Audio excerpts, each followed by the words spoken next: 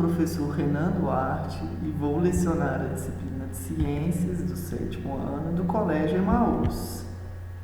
E aí, 7º ano, beleza? Vamos então fazer a correção aí das questões 1, 2 e 3 da página 198, tá bom? Aí foram só 3 questões, né? Mas depois também nós vamos corrigir as outras questões da videoaula, tá? Então vamos lá, tá? Página 198, questão 1 do Pense e Resolva. Nas proximidades da superfície da Terra sempre estamos sujeitos a pelo menos duas forças: a força peso, que é a força com que a Terra, com sua gravidade, atrai os corpos ao redor, a força de resistência do ar. No espaço sideral, nas regiões onde não há corpos celestes, não existe gravidade nem ar, tá? Onde não há corpos. Portanto, no espaço sideral não há ação de força, peso nem de resistência do ar. Não há presença, tá, pessoal? É vácuo. Se um objeto for largado em repouso no espaço sideral, ele entrará em órbita. Entrará em órbita em relação a quem? A qual corpo celeste? Aí a gente já vai por eliminação, tá, pessoal? Geralmente as questões alternativas, as questões fechadas, a gente pode ir eliminando. Entrará em órbita. Mas a questão está te falando, olha só.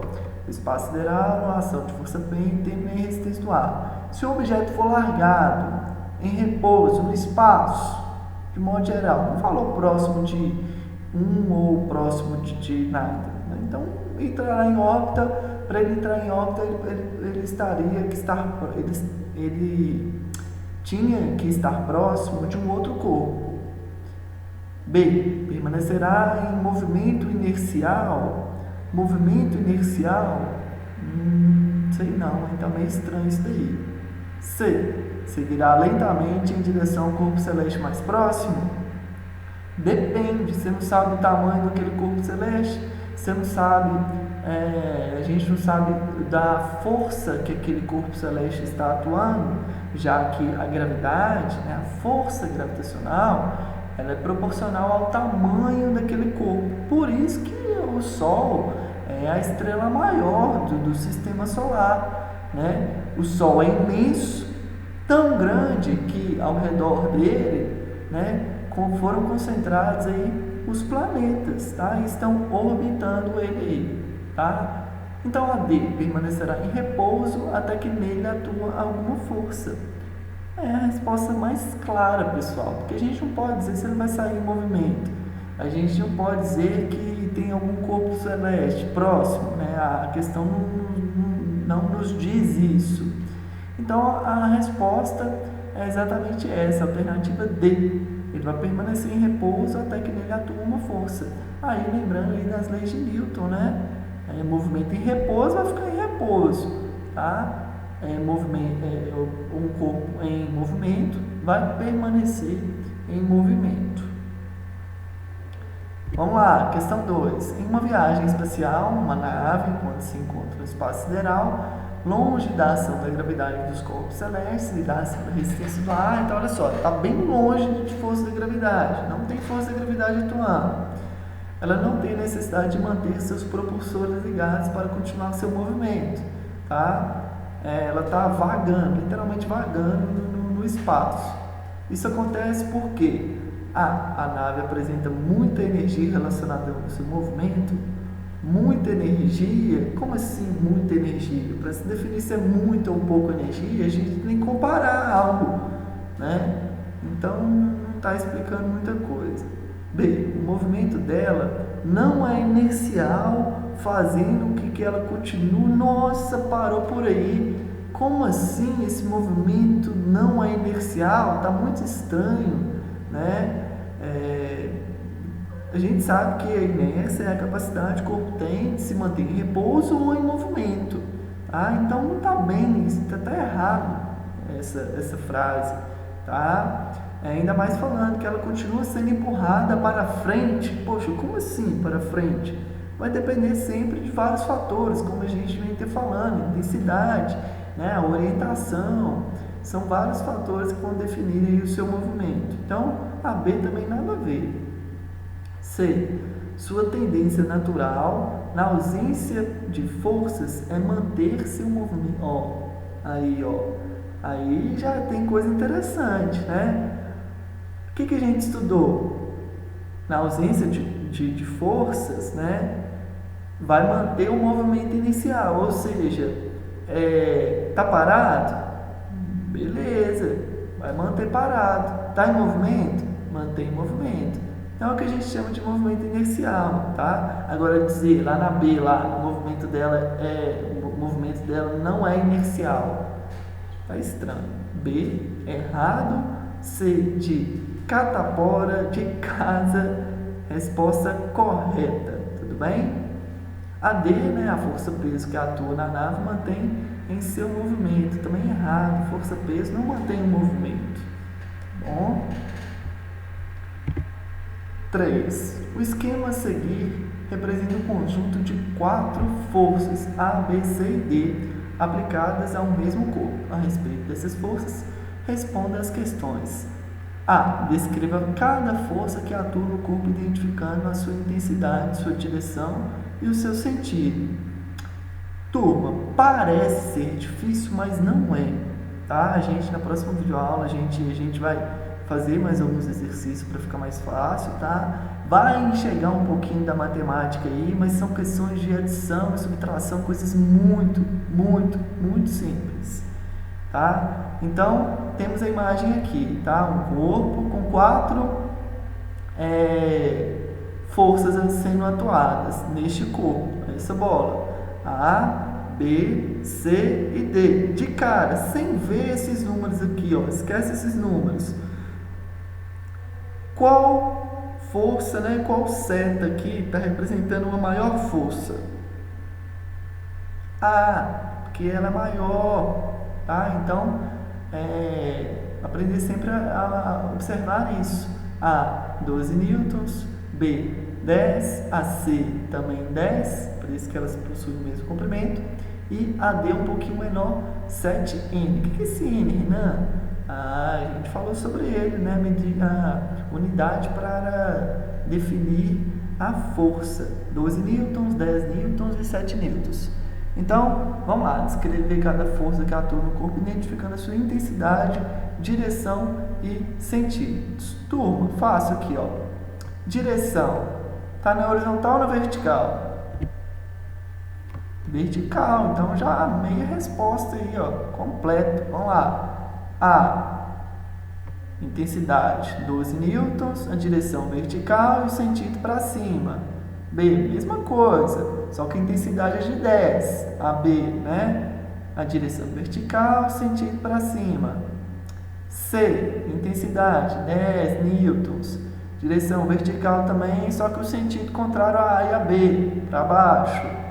A D, intensidade 7, menor intensidade, a direção também vertical e sentido para baixo. B. Quais são as forças que apresentam a mesma intensidade, quais têm a mesma direção e quais têm o mesmo sentido? B e C apresentam a mesma intensidade, foi o que a gente falou no início. Todas as forças apresentam a mesma direção, todas na vertical, tá? Então, direção, não confundir. Direção é vertical e horizontal. Todas estão na mesma direção? Sim. Vertical. A tem o mesmo sentido que B, para cima, e C e D para baixo. Direção vertical. Simples como um grilo. D. Descreva a resultante das forças que atuam... vamos lá.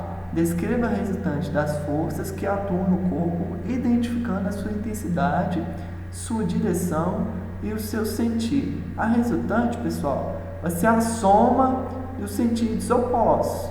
Então, eu tenho duas aqui para cima, né? A e B para cima.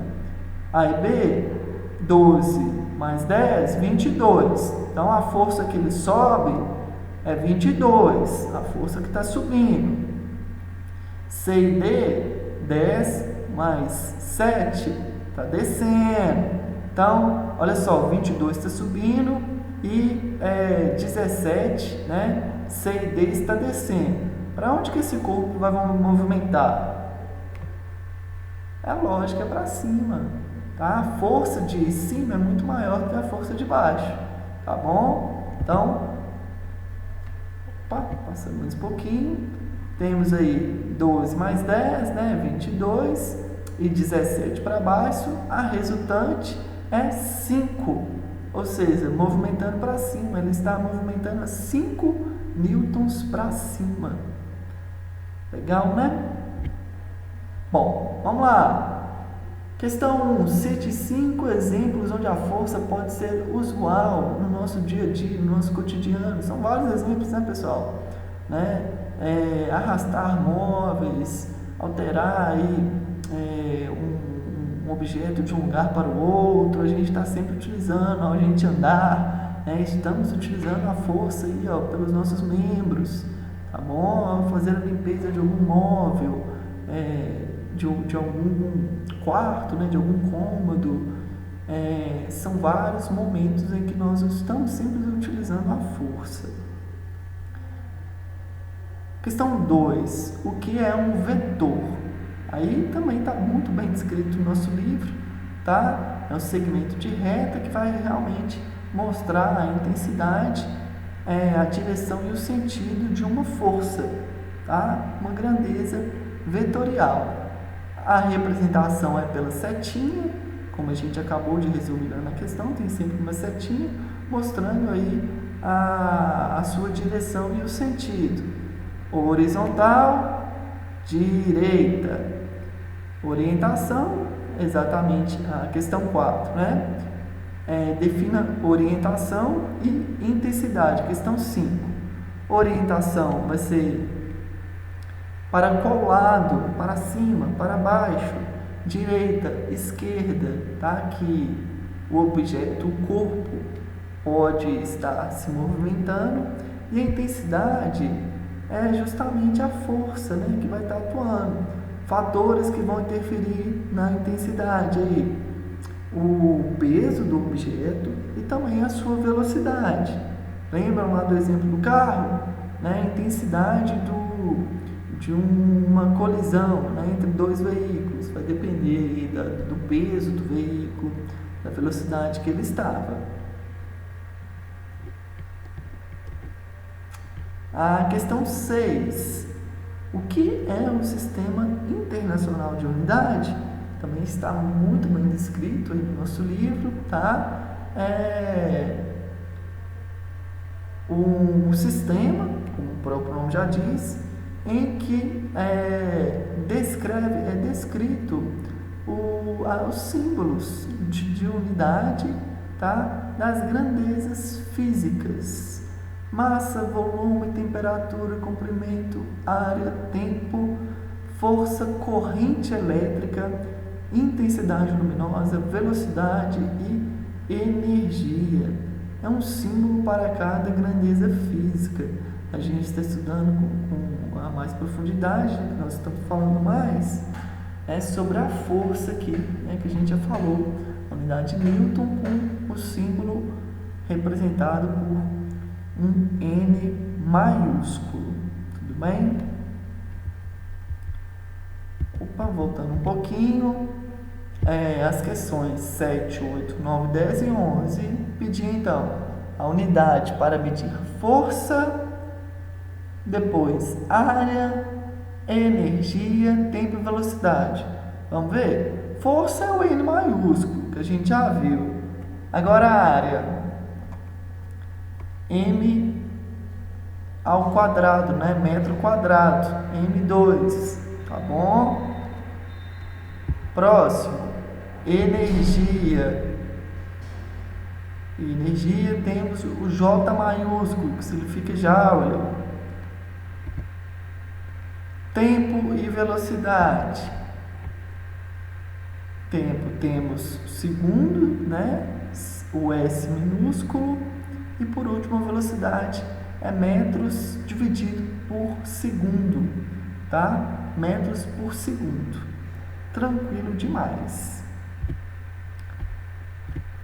Pessoal, fechamos então a nossa correção, tá? Não se preocupe, pois nós vamos continuar nesse conteúdo ainda, tá? Ele é bem denso, bem extenso. Vamos ver vários exemplos ao longo das nossas videoaulas.